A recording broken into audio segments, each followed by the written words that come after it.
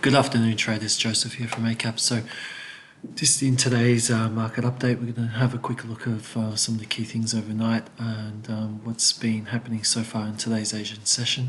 We're also going to have a look at some of the key news coming up tonight. So, kicking it off, President Trump spoke overnight. He says significant phase one deal could happen shortly. He also did make a comment that if a trade deal didn't come with China, that they will substantially be looking at raising tariffs. This sent the market into a bit of chop overnight. It didn't help as well. We're just looking at the euro 1 hour in front of us. We can see that the decline the euro had to the USD last night. That was also after the ZOO data came in for Germany. It came in better than expected, but it was still a negative data rate. So the euro did drop below this point here, this support point here. So we'll just move back to the daily.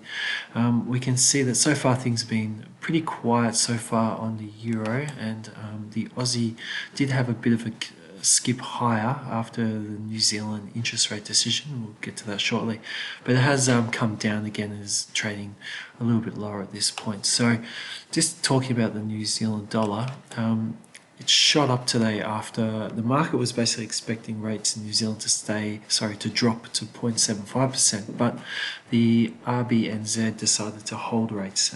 This really gave the NZD a sharp boost. We can just see how strong that was on here on the 5-minute chart.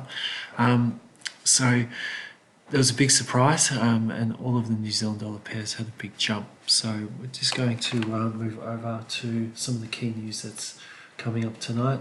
At 8:30 p.m. this evening, we have UK CPI, and then later on in the evening we have US CPI coming in at 12:30 a.m.